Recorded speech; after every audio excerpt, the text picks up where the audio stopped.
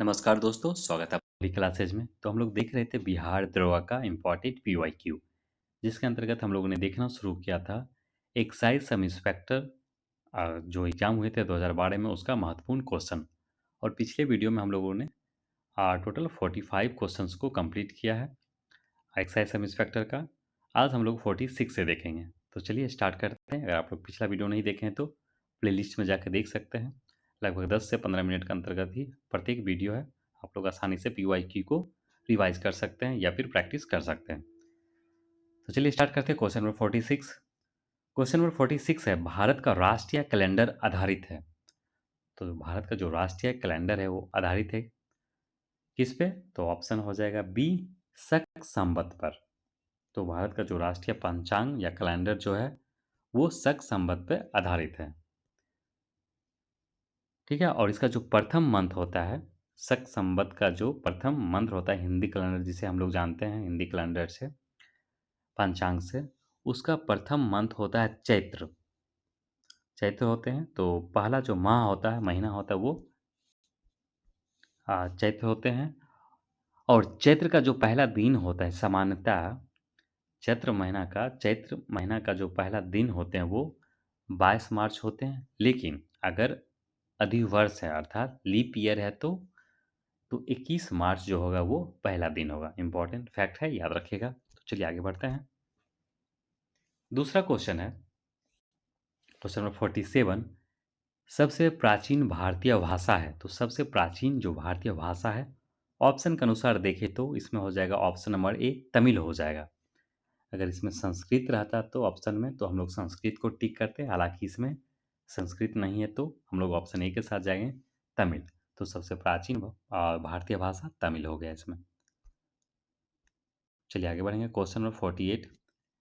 निम्नलिखित में से कौन सी संस्था समाचार पत्रों की प्रसार संख्या का प्रमाणन करती है?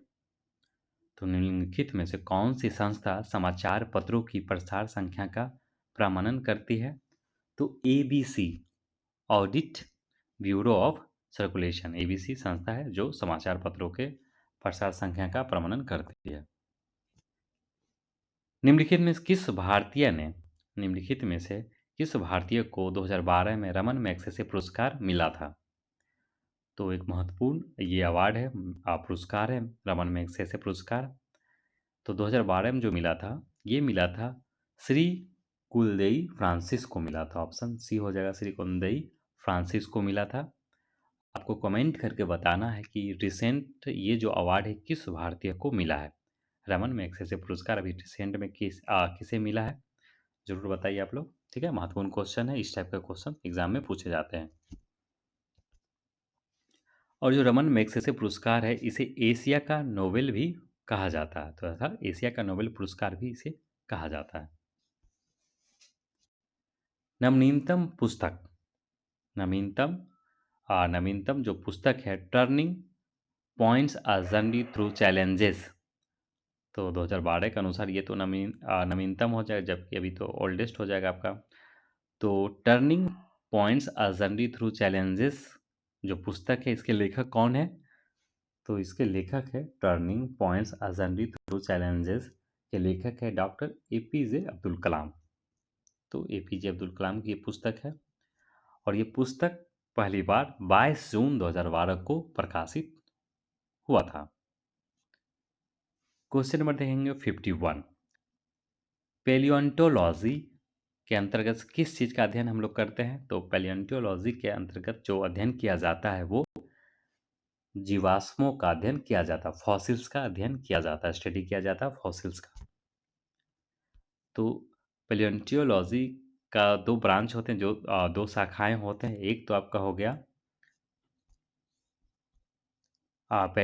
पैलिसोलॉजी, जिसके अंतर्गत जंतु का जो फॉसिल्स होते हैं उसको अध्ययन करते हैं। दूसरा आपका होगा पैलियो बॉटनी, वनस्पति जीवाश्मों का अध्ययन इसके अंतर्गत हम लोग करते हैं। और सबसे पहले जीवाश्मों का अध्ययन एवं नामकरण किसने दिया? तो वैरोन जॉर्जेस क्यूवियर ने दिया था। क्वेश्चन नंबर देखेंगे 52। सूती रेशा प्राप्त किया जाता है। तो कॉटन का जो फाइबर है वो प्राप्त किया जाता है, वो कपास जो है पौधा उसके बीज से हम लोग प्राप्त करते हैं, सीड से प्राप्त करते हैं। ऑप्शन हो जाएगा डी।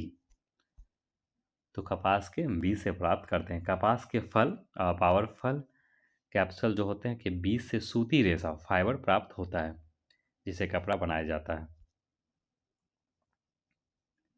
वयस्क मनुष्य में रक्त निर्माण होता है। तो एक एडल्ट ह्यूमन में जो रक्त का जो निर्माण होता है, ब्लड का जो निर्माण होता है, फॉर्मेशन, वो कहाँ होता है? वो होता है लाल अस्थि मज्जा में होता है।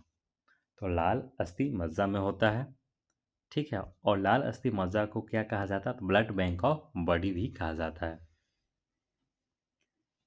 सार्वत्रिक ग्राही रक्त समूह अर्थात कौन सा रक्त समूह है, ए या बी या ए बी या ओ, जो सभी का ब्लड को ले सकता है? यूनिवर्सल, हम लोग इसे एक्सेप्टर कह सकते हैं। यूनिवर्सल रिसेप्टर हम लोग कहते हैं एबी को। जो एबी ब्लड ग्रुप समूह होते हैं वो सभी का ब्लड ले सकते हैं। वो एबी का भी, ए का ले सकता है, बी का भी ले सकता है, और वो तो यूनिवर्सल डोनर होता है, उसका तो ले ही सकता है। तो सार्वत्रिक जो रक्त समूह है वो कौन सा हो जाएगा? आपका ए बी हो जाएगा। जिसका ब्लड ए बी है वो सभी का ब्लड ले सकता है। ठीक है, चलिए आगे बढ़ते हैं। क्वेश्चन नंबर देखेंगे 55। तंबाकू अर्थात धूम्रपान करना स्वास्थ्य के लिए हानिकारक है क्योंकि इसमें होते हैं। तो तंबाकू में क्या होते हैं? तो निकोटीन होते हैं जो स्वास्थ्य के लिए हानिकारक होते हैं। 3D फिल्म देखने के लिए प्रयुक्त चश्मे में होते हैं।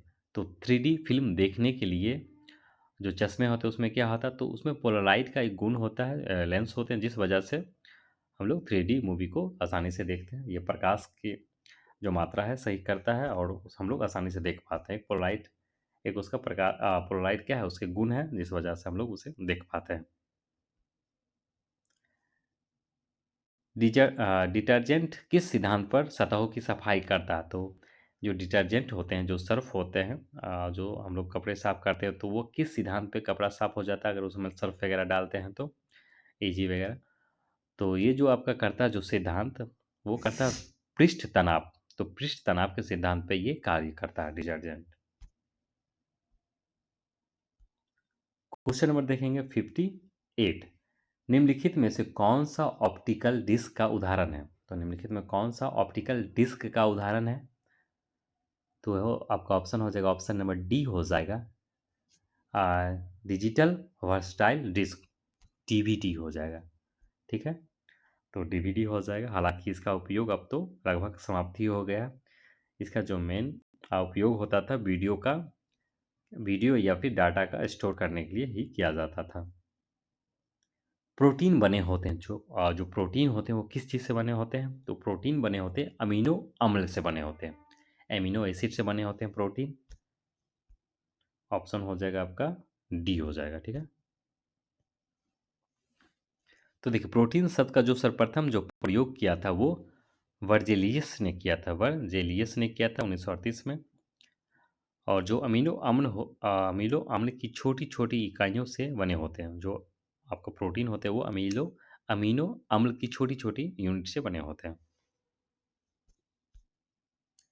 मनुष्य किस संघ का प्राणी है? तो मनुष्य किस संघ का प्राणी है? तो मनुष्य जो है वो फाइलम कॉन्डेटा समूह का है। तो ऑप्शन हो जाएगा बी हो जाएगा, कॉन्डेटा हो जाएगा। तो कॉर्डेटा हो जाएगा। तो मनुष्य कॉर्डेटा समूह का प्राणी है। ऑप्शन नंबर बी हो जाएगा। तो आज का जो महत्वपूर्ण क्वेश्चन था वो हम लोगों ने 15 महत्वपूर्ण क्वेश्चंस को कंप्लीट किया।